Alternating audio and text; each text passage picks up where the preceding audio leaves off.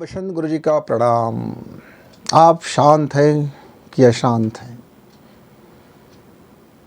जीवन में खुशी होगा, प्रेम होगा, मोहब्बत होगा, साफ दृष्टिकोण होगा, हृदय निर्मल होगा और मस्तिष्क आपका शांत होगा। लेकिन पाँव यदि गर्म होगा तो आप बिल्कुल शांत होंगे। लेकिन पाँव ठंडी है और मस्तिष्क गर्म है तो फिर आप खतरनाक दौर से गुजर रहे हैं। क्योंकि पैर को गर्म होना चाहिए, क्रियाशील होना चाहिए, वर्क करते रहना चाहिए।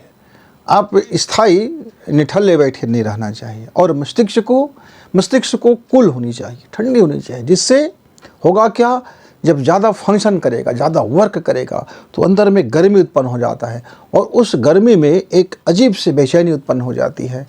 और आपका यदि क्रिया जस्ट उल्टा हो जाए, सिर बड़ा गर्म और पैर बिल्कुल ठंडा, तो फिर आप खतरनाक दौर से गुजर रहे हैं मित्र। मेरे कई मित्र मैं देखता हूँ बोलते हैं कि हमारे पास बड़ी शांति है, हमें आदमी कुछ भी बोले हम शांत रहते हैं। तो मित्रों, यदि आपका शांत रहना एक योग्यता हो सकता है, एक शानदार योग्यता हो सकता है, एक शक्तिशाली योग्यता हो सकता है, एक बेजोड़ योग्यता हो सकता है। लेकिन आपका शांति यानी आपका चुप रहना और चुप में वाकई शांत रहना, यानी बाहर से भी शांत और अंदर से भी शांत, यानी रिलैक्स माइंड होना, और दूसरा शांति दिखना, चुप दिखना, मौन दिखना, एकांत दिखना अलग मैटर है। लेकिन अंदर से खलबली है, अशांत है, भीतर में आग लगा हुआ है, भर भर भर भर भर भर भर भर करके दहक रहा है अग्नि, दिमाग के अंदर में दहक रहा है अग्नि, हार्ट बीट पे दहक रहा है अग्नि, मन के अंदर में क्रोध पनप रहा है। लेकिन मजबूरी है कि मैं शांत नहीं रहूँगा, चुप नहीं रहूँगा तो बड़ा गड़बड़ हो जाएगा, और आप उसको दबा रहे हो। तो ये मित्र खतरनाक दौर होता है। फिर आप डिप्रेशन में जा सकते हो, आप हिंसक बन सकते हो, आप वह कोई भी दुर्घटना कर सकते हो जिसको आप कल्पना भी नहीं कर सकते हो।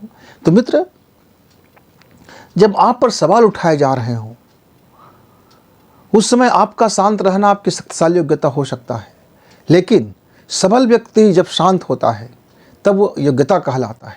लेकिन जब निर्बल व्यक्ति शांत रहता है तो उसकी कायरता और कमजोरी कहलाता है। इसीलिए आप देखे होंगे, जो शारीरिक रूप से कमज़ोर व्यक्ति होते हैं, जो आर्थिक रूप से कमज़ोर व्यक्ति होते हैं, जो सामाजिक रूप से कमज़ोर व्यक्ति होते हैं, जो धार्मिक रूप से कमज़ोर व्यक्ति होते हैं, वो बड़ा अशांत होता है। जरा भी आप उसकी बेइज्जती कर दो, वो बौखलाहट से भर जाता है। थोड़ी सी आप नुक्ताचीनी कर दो, वो अशांत हो जाता है। थोड़ी सी आप उसको गाली दे दो, वो अब सिद्ध करने में लग जाता है कि किसी से कम नहीं है। और यही उसकी किसी से कम नहीं है, यह साबित करता है कि उसके जीवन में अभी बहुत बड़ी कमी है। महात्मा गांधी ने जब यह शांति का रास्ता चुना, तब सुभाष चंद्र बोस ने उससे कहा कि आदरणीय, कायर लोगों को शांति शोभा नहीं देता, और जो समर्थशाली होते हैं उसको क्रोध शोभा नहीं देता। तो पहले हम अपने को सामर्थ्यशाली बनाएं, इतनी सामर्थ्यशाली बना लें कि उन्हें मालूम हो कि हमारे अंदर में वो सारी शक्तियाँ हैं जिससे हम आपको नेस्तनाबूद कर सकते हैं। लेकिन हमारी धीरज और हमारा शांत रहना, ये हमारा सामर्थ्य का परिचय है, उसका एक गुण के रूप में उभरना चाहिए। महात्मा गांधी ने कहा ठीक। जन आंदोलन जब उग्र हो जाता था तब महात्मा गांधी जी बहुत दुखित हो जाते थे। वो कहते थे कि हमने अपने लोगों को अपनी कमजोरियां दिखा रहे हैं, अपनी हिंसक प्रवृत्ति दिखा रहे हैं, यानी मैं अंदर से कितना कमज़ोर हूँ, लोच हूँ, पोच हूँ, ये साबित कर रहे हैं कि अपने को हिंसक बना करके। तो दुनिया में सबसे ज़्यादा मजबूत व्यक्ति शांत रूप वाले व्यक्ति को माना गया। मर्यादा पुरुषोत्तम श्री राम जी बड़े शांत और धीर गंभीर रहते थे।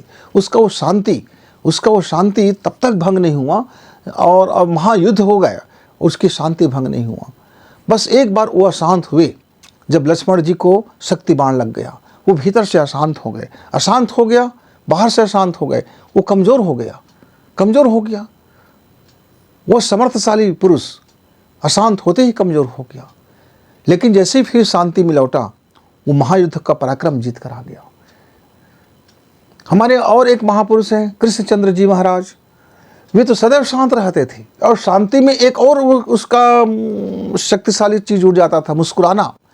वो शांत रह करके जब मुस्कुराते थे तो अच्छे से अच्छे प्रभावशाली व्यक्ति भी धराशायी हो जाते थे, क्योंकि उसकी जो मुस्कुराहट में एक शक्ति था, एक व्यंग भी होता था, एक शक्ति भी होता था गया। और कई बार उसकी मुस्कुराहट से वो पूरे दुनिया को अपनी तरफ आकर्षित कर लिया और प्रेम के पास में बांध लिया। उसकी मुस्कुराहट, उसकी शांत स्वरूप, उसकी सौम्य स्वरूप। लेकिन उसकी जो शांति में कहीं भी कायरता नहीं था, क्योंकि वो व्यक्ति महान परिक्रमशाली था, महान सामर्थ्यशाली था। मित्रों, मेरे बहुत सारे युवा मित्रों को मैं देखता हूँ कि वो शांति का एक बहाना करता है, चुप रह जाते हैं। जहाँ उनको बोलना है वहाँ चुप रह जाते हैं, और जहाँ उसको नहीं बोलना है वहाँ वो बोल जाते हैं। कई बार तो हमने ये भी देखा है कि अपनी बॉस के आगे, अपनी प्रेसी के आगे, अपनी पत्नी के आगे, अपने पति के आगे, अपने भाई के आगे, अपने बंधु के आगे, अपने स्वार्थ के आगे, अपनी चापलूसी के आगे आदमी अपने स्वार्थ साधने के लिए मौन हो जाता है। मौन हो जाता है और ये कहता है कि नहीं भाई, हम शांत रहें, कि लड़ने में क्या फ़ायदा है, कोई मतलब नहीं है लड़ाई झगड़ा। ऐसे दिखाते जैसे ये बड़े बहुत महान सामर्थ्यशाली होगा, लेकिन उसके पीछे उसका स्वार्थ जुड़ा होता है। वो स्वार्थ के चलते वो चुप रहता है।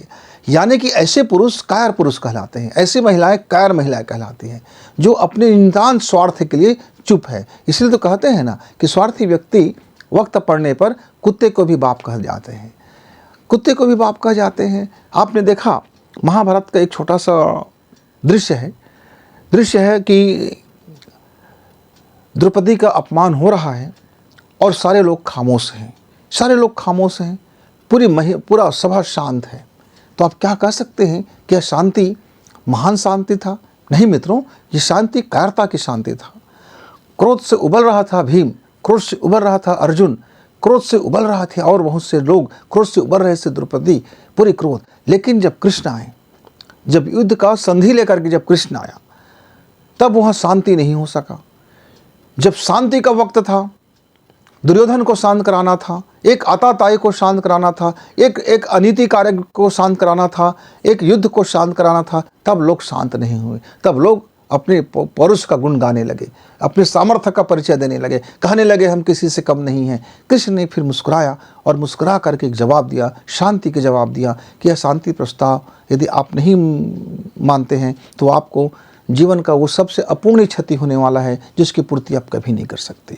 मुस्कुराया, शांति और प्रदर्शन भी किया। मित्रों, तो शांत रहना एक शक्तिशाली योग्यता है, लेकिन कब? जब आप सामर्थ्यशाली हैं और अपनी कायरता की एक सीमा को आप जानते हैं, एक बाउंड्री लाइन है जहाँ से आपको शांति शोभा नहीं देगा, जहाँ से आपको कायरता कहलाएंगे। इसीलिए हम कई बार देखते हैं घरों में, परिवारों में, अपने कारोबार में व्यक्ति को शांति वहीं तक का ठीक है जहाँ तक कि उसकी कायरता की सीमा में नहीं आए। नहीं तो मित्रों, वो शांति भी आपका कौड़ी काम का नहीं रह जाता है। तो अपने जीवन में समृद्धि चाहिए, सफलता चाहिए, तो परिश्रम भी करें, शांत रहने की योग्यता भी रखें। जब आप सामर्थ्यशाली बन जाते हैं, जब सामर्थ्य जुटा लेते हैं, तब आप बाहर से भी शांत रहते हैं और अंदर से भी शांत रहते हैं। और जो कमज़ोर व्यक्ति होता है, जो डरपोक व्यक्ति होता है, जो स्वार्थी व्यक्ति होता है, वो सिर्फ बाहर से शांत होता है, अंदर से तो कायर होता है, अंदर से तो अशांति होता है, अंदर से तो स्वार्थ में डूबा होता है, अंदर से सोचता है कि कब अवसर मिले तो मैं इस अपमान का बदला ले लूँगा, इसकी कब खटिया खड़ी कर दूँ, कब मैं इसकी घात कर दूँ। ऐसे मनुष्यों से आपका दोस्ती भी अच्छा नहीं, दुश्मनी भी अच्छा नहीं। ऐसे लोगों से आपका बिल्कुल पास रहना, अपनी निजी बात बताना और अपने लिए कुछ कहा, उनके ऊपर क्रोध भी दिखाना भी आपके लिए अच्छा नहीं होता। क्योंकि सबसे खतरनाक दौर होता है कि जब आप बाहर से शांत हो और अंदर से आप अशांत हो, और बाहर से शांति होने का पाखंड करते हो और अंदर से अशांत हो रहे हो, तब ऐसे परिस्थिति एक में आपके जीवन में एक बहुत ज़्यादा खतरनाक मोड़ ले सकता है मित्रों। इसलिए ऐसे शांति आपके लिए खतरनाक हो सकता है जो अंदर से शांत ना हो। एक बंदे ने मुझसे कहा, एक मेरे मित्र थे, उसने कहा कि गुरुजी, मैं बाहर से बड़ा गुस्सैल आदमी हूँ पर मैं अंदर से शांत हूँ। तब मैंने उनसे पूछा, भाई एक गिलास है, एक गिलास के पानी, उस गिलास में पानी है और उसी गिलास में आग है। अब मैं यदि उस गिलास को पीऊँगा तो जो उसमें पात्र में होगा वो मुझको मिलेगा। तो आपके अंदर से जब क्रोध आ रहा है तो कहाँ से आ रहा है? कहीं ना कहीं भीतर में है ना, जिसको आप बाहर निकाल रहे हो। हाँ, आप ये कह सकते हो कि मैं क्रोधी व्यक्ति हूँ, मैं बाहर से क्रोध, मैं ज़रा भी बर्दाश्त नहीं कर सकता, मेरे जीवन में ना बाहर शांति है ना अंदर शांति है, इसलिए जब कुछ होता है तो मेरे अंदर का क्रोध फट पड़ता है। मित्रों, मैं बचपना में बड़ा कमज़ोर आदमी था। युवा अवस्था में भी मैं बहुत कमज़ोर रहा और प्रौढ़ अवस्था में मैं कमज़ोर हूँ। इसलिए मुझे बात बात पर गुस्सा आ जाता है। ये गुस्सा मेरा प्रतीक है मेरा कमज़ोर होने का। चिढ़ना मेरा प्रतीक है मेरा कमज़ोर होने का। लेकिन जब मैं क्रोध वाले में शांत हो जाता हूँ तो फिर और ज़्यादा खतरनाक हो जाता हूँ, क्योंकि बाहर से मैं तब शांत हूँ और अंदर से मैं बहुत ज़्यादा क्रोध हूँ। तब मेरा बाहर का जो क्रोध होना तब फायदेमंद है, लेकिन जब मैं बाहर से जब शांत हूँ और अंदर से क्रोधित हूँ तब मेरे लिए सबसे खतरनाक दौर हो जाता है। मैंने तो अपनी ज़िंदगी में देखा है, समझा है, गुजरा भी है, उसका लाभ हानि दोनों से गुजरा है। मित्रों, आप समय रहते यदि इस बात को समझ जाओ कि शांति आपका कहाँ ब्रह्मास्त्र है, क्रोध आपका कहाँ अस्त्र है, मुस्कुराहट कहाँ आपकी प्रेम का प्रसारक है और मुस्कुराहट कहाँ आपके आग लगा देने वाली है। छोटी छोटी क्रियाएं हैं, छोटी छोटी भावनाएं हैं, छोटी छोटी आपकी चीज़ें हैं जो आपके अंदर के मनोभूमि को शक्तिशाली बनाता है या आपको कमज़ोर बनाता है। क्योंकि आपकी जीवन की सफलता में ये जो शांत रहना एक योग्यता भी है, एक शांत रहना आपकी कायरता भी है।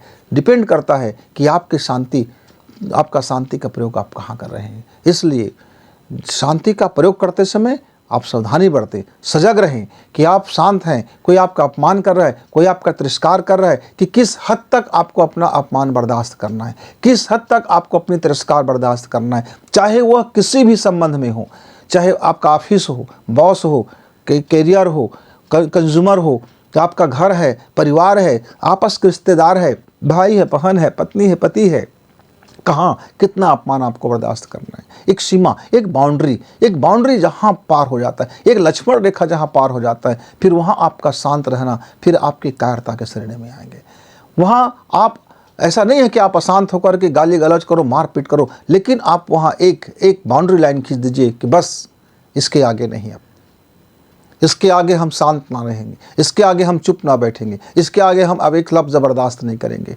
अब हो गया, इस बाउंड्री लाइन से आप बाहर नहीं जा सकते। और आप तब अपनी सामर्थ्य का परिचय देना, तब आप अपनी शक्ति का परिचय देना, तब आप अपने प्रेम का परिचय देना, तब आप अपने भीतर की पावर का परिचय देना और अंदर से उस शक्ति को, अंदर से शांत होकर के उस शक्ति को संग्रहित करना। और जब उस शक्ति आपका पावर बनेगा, क्योंकि अब जब शांत हैं, आपकी ग्रंथियाँ जब शांत हैं, तब आप शांति समय में एक शानदार निर्णय में आ सकते हैं। और शांत होकर के ठंडे दिमाग से जब आप योजना बनाएंगे, जब फार्मूला लगाएंगे, तो आपका हर समस्या का समाधान निकल तक वो चला जाएगा। मित्रों, इसलिए डरना नहीं है, झुकना नहीं है, मरना नहीं है। जीवन को शांत बना करके शांतिपूर्वक एक स्थिर होकर के समझना है। एक छोटा सा दृष्टांत दे करके मैं अपनी बातें पूर्ण करूंगा। एक बार हम घर में एक बर्तन को साफ कर रहे थे। बहुत ज़्यादा गंदगी जमा हुआ था। उस बर्तन में हम जब पानी डालते तो सारी गंदगी आ जाता ऊपर में। अब ऐसा हुआ कि उसी क्षण अब हमारे पास और शेष पानी नहीं रह गया था, लेकिन साफ पानी की भी ज़रूरत था। अब हमारा बर्तन जो था उसमें तो सारे पानी गंदगी से भर उठा था। अब क्या किया जाए? तो मैंने कहा 15 मिनट का समय दीजिए, आपको साफ पानी और मिल जाएगा। तो किसी ने कहा कैसे मिल सकता है? तो मैंने कहा देखो, हमारा जिस बर्तन में बहुत ज़्यादा गंदगी है, ठीक है, हम इस पानी को हम दूसरे मिट्टी के घड़ा में डाल देते हैं। मिट्टी के घड़ा में डालने के बाद हम कुछ समय के बाद क्या देखते हैं कि पानी का जो गंदगी हिस्सा है वो मिट्टी के नीचे में वो तलहटी में जा कर के बैठ गया, और तलहटी में बैठने के बाद जो निर्मल पानी था वो ऊपर बच गया। अब हमने उस निर्मल पानी को छान करके हमने उसका उपयोग ले लिया, और नीचे में जो बचा हुआ जो पानी था, गंदगी से जो भरा हुआ था, वो तलहटी में जम गया था। तो हमको इस तरह से पानी भी मिल गया और हमको उस गंदगी को बाहर करने के लिए मेहनत भी कम लगा। तो इसलिए जब आप किसी चीज़ के बौखलाहट को या अनिर्णय की स्थिति को या क्रोध को तलहटी में बैठने दीजिए। जैसे वो तलहटी में बैठ जाता है तो फिर आपका जो ऊपर का जो जल है वो निर्मल हो जाता है, यानी निर्णय लेने में आपको आसानी हो जाता है। तो शांति, अब आप गंदे बर्तन में और गंदे डालोगे, गर्म बर्तन में डालोगे, तो वो तो गर्म बर्तन में जैसे ही आप पानी डालोगे तो आपका पानी में उबाल आएगा और ज़्यादा भाप बनेगा और ज़्यादा गंदगी से युक्त हो जाएगा। तो जिस तरह से हम उबलते ही आग में या गर्म पतीले में हम कोई भी चीज़ डालेंगे तो गर्म से कर देगा, लेकिन शांत पतीले में यानी शांत बर्तन में, शांत घड़ा में यदि हम पानी को डालते हैं और कुछ समय वक्त दे देते हैं उनको, तो शांति से तो बैठ जाते हैं तलहटी मित्रों। इसी तरह से जीवन में जब आपका अपमान हो या क्रोध हो या कोई टंटा हो या कोई लफड़ा हो या कोई झगड़ा हो या कोई मुसीबत हो, तो थोड़ा अपने को शांत करके, एकांत करके और चित्त को शांत करके, मन को शांत करके, व्यग्रता को शांत करके आप शवासन मुद्रा में चले जाइए और अपने आप को प्रकाश से भरिए, अपने आप को एक शांति से भरिए, प्रकाश से भरिए। नीले आकाश की कल्पना कीजिए, शांत होने की कल्पना कीजिए।